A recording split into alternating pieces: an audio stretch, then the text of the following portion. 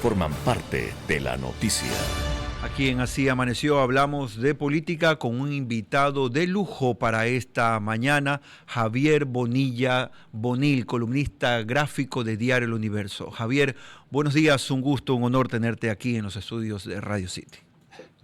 Encantado, Carlos. Un saludo para Guillermo también y para toda la audiencia y para Lucero, con mucho afecto. Aquí estamos para comentar. Javier, nos ha llamado en las últimas horas la atención de esta alerta que se ha colocado en redes sociales de intentos de censura, el fantasma de la censura, aquello por lo cual tú y muchos otros periodistas lucharon con mucho ahínco en años anteriores. ¿Todavía está vigente? ¿Todavía tenemos que lanzar estas alarmas? ¿Qué está pasando en nuestro país al respecto? Sí, yo pensé que esa pesadilla, esa mala época no podría volver, pero cuando uno ve y lee y escucha declaraciones, por ejemplo, de un asambleísta electo, en esta ocasión Javier Lazo, que es un asambleísta, una figura importante dentro del movimiento del correísmo, pues uno se preocupa. Y cuando uno le escucha de propia voz a Rafael Correa en un Zoom que tienen dentro de su movimiento con Luisa González, y aparece también Fernando Casado, asesor de campaña, también te preocupas porque lo que dice Rafael Correa con mucha vehemencia, con preocupación y yo diría hasta con gran animadversión hacia la prensa, dice algo que es muy preocupante. Dice que si nosotros volvemos a ser gobierno, tendríamos que volver a implantar la ley de comunicación, una ley de comunicación. Y añade algo que es más grave aún, porque menciona que en esta vez tendrían que ir y atacar y poner atención a la estructura de propiedad de los medios de comunicación. ¿Eso qué quiere decir? Que los medios privados no podrán hacer su trabajo ni hacer comunicación si no es con la venia y la autorización y la concesión por parte del Estado. ¿Es acaso estatizar la prensa? ¿Es acaso estatizar los medios de comunicación como hay en Cuba o en Nicaragua? Entonces, es una preocupación legítima, Carlos, porque eso está sucediendo, esas declaraciones están sobre la mesa y hay que ponerle ojo. 60 periodistas, Javier, según lo que conocemos, han firmado un manifiesto para que los candidatos pongan claridad sobre sus propuestas o sus intenciones respecto a este tema. ¿Consideran ustedes que van a tener una respuesta efectiva? Bueno, en todo caso, nuestra función, me refiero a quienes nos hemos organizado en torno a este propósito con ocasión del debate presidencial que sucedió ayer, era eso, o sea, reclamar respuestas de un tema tan crucial, tan importante para la democracia como es la libertad de expresión, que está en riesgo no solamente en Ecuador, Carlos, está en riesgo en muchas partes del mundo. Ahí mencionábamos en el comunicado, también sucede en Estados Unidos cuando el presidente Trump señala quiénes pueden entrar a las ruedas de prensa, qué periodistas pueden o no preguntar, ¿no? Eso lo vimos también aquí en Ecuador, pero sucede, como digo, en Estados Unidos, no digamos lo que sucede en Venezuela, en Nicaragua, etcétera. Entonces, o en Colombia también, la estigmatización de la prensa. Es decir, eso es un riesgo constante y la idea es que los candidatos presidenciales también se refieran a este tema, como digo, que es transversal para la democracia. La democracia en general, me parece a mí, está está en riesgo constante en muchos países. Y nuestro trabajo, nuestra misión o nuestro propósito es cuidar de eso, al menos quienes estamos cercanos al periodismo. Ese es un poco el llamado de atención de este comunicado, ¿no? Y que es un problema no solo de periodistas. Yo creo que eso es De importante. todos. Exacto, eso es importante transmitir, porque hay personas que piensan que, pues este es un problema de los periodistas, este es un problema de los medios de comunicación que se lo tienen bien merecido porque dicen lo que les da la Hasta gana. que les No, no, tocan no. a ellos. Exacto, este es un problema que atañe también a la ciudadanía. No nos olvidemos que la candidata Luisa González también habló de controlar las redes sociales. Ujú. Entonces, solamente hago esta reflexión, Carlos. Miren lo que pasó ayer en el debate.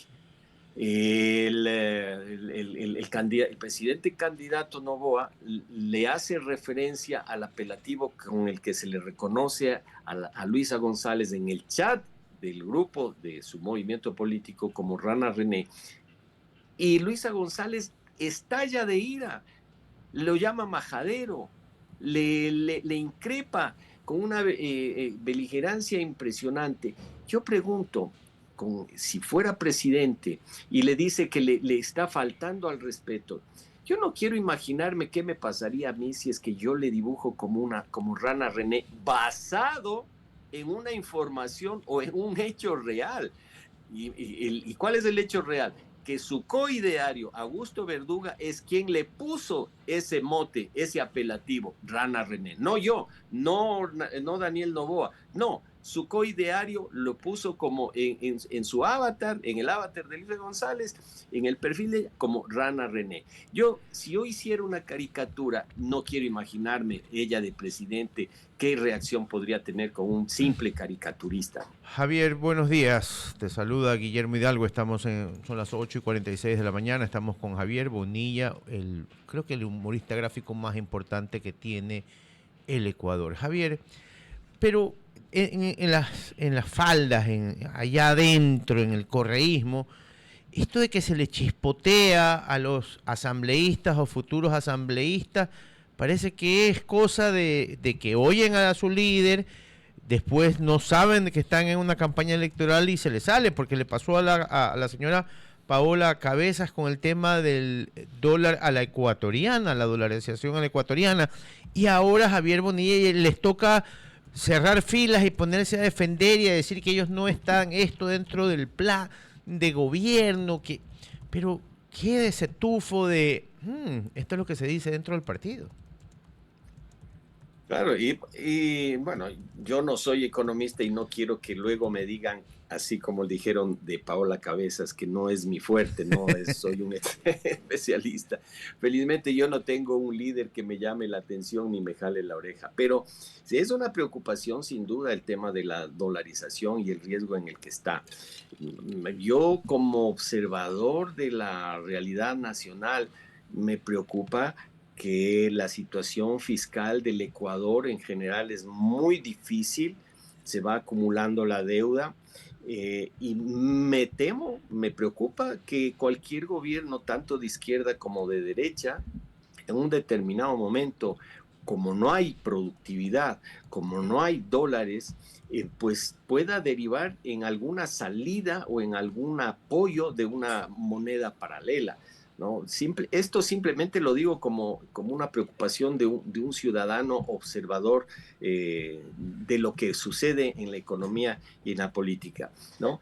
Pero respecto del movimiento político de la Revolución Ciudadana, ciertamente ha habido unas voces muy acentuadas y claras respecto de la dolarización. ¿Por qué?